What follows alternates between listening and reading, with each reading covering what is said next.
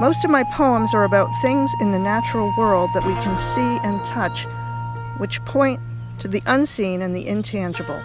Or put another way, how every form tells us something about formlessness. Iris. The pupil is a cipher, doorway to vision, exquisitely attuned sentinel of photons and desire. My daughter's cat taught me this, sitting contentedly by the window, turning his gaze upwards toward the overcast sky, still bright enough to shrink his pupils from circle to almond sliver. They plumped out again when he turned his head back toward the inane shadows of man-made shelter and boredom. Until a bird flurried by, a flash of feathers whipping Whiskey's head around to follow the whooshing whir of wings. Like lightning, his attention now ignited by intention. And though the light had not changed, iris and pupil were suddenly servants of desire, agreeing to open fully to the promise of pursuit. Seaside Song. The ocean feels like infinity, as if I could ever know what that resembles. It's the overpowering sound of it, sitting there at the edge, especially at night. So vast, deep, and unknowable, pulling us into its cold, colossal, watery, magnetic field. We tiny beings of 37 trillion cells, give or take 15 to 50 trillion, and 100 billion neurons. Remarkable, even at our most stupid. Frolicking at the hem of her salty skirt, daring to dip a toe or two into the power cresting on the sand. Some crazy bastards venture further, diving deep without a tank, seeking something, an extreme experience, maybe enlightenment. Others willingly undergo submersion to a depth of life-threatening pressure. For what? To see something, to find out something. The most treasured, most coveted, exclusive, expensive land on earth is that which touches it. Why? Because it is our ancient primal mother. We climbed, crawled, clawed our way out of her boundless body to find something. Gills transforming oh so gradually into lungs, cell by cell.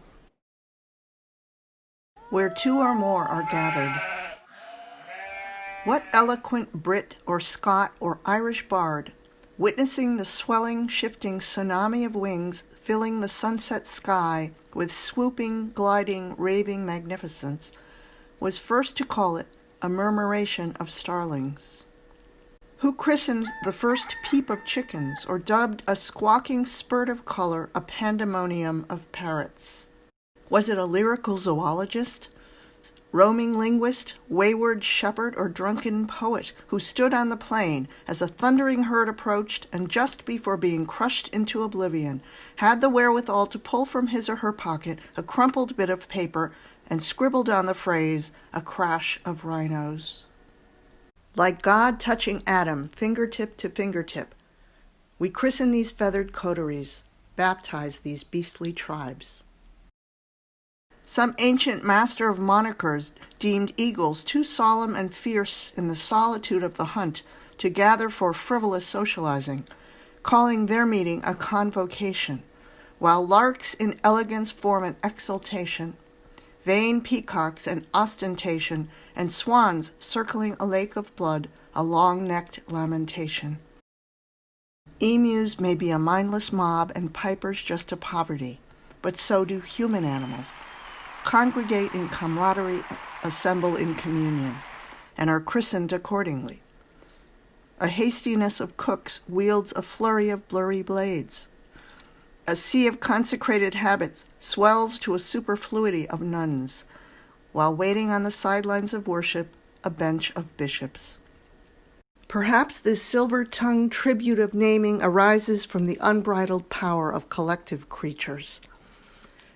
The warm and red-blooded word forming and informing scream of swifts, murder of magpies, wake of buzzards, piteousness of doves, butterflies a rabble, effervescent babble, zeal of zebras, leap of leopards.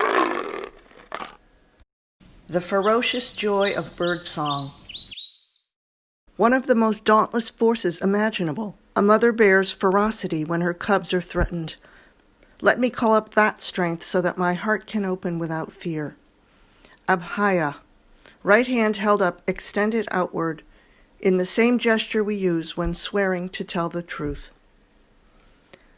On an exquisite fall day, warm with soft light, remnant of summer breeze momentarily abated, my birds serenade me in a chorus from the backyard trees. They sing in counterpoint to traces of wind that rustle the leaves in rising swells and receding airwaves. Enthusiastically jazzed, they sound like an excited throng of shoppers on sale day or a crowd awaiting the imminent arrival of an adored celebrity. They step on each other's lines with abandon, carry each other along on a wave of chirping. There's no end or beginning to their song. Behind them, a distant drone of highway traffic annoys me, but they continue as if unaware of disturbances in their field, riding the cadences with mother bear's ferocity. Abhaya's embedded in there somewhere. We'll go on singing. We're not intimidated. We're not threatened. We don't even know what that means.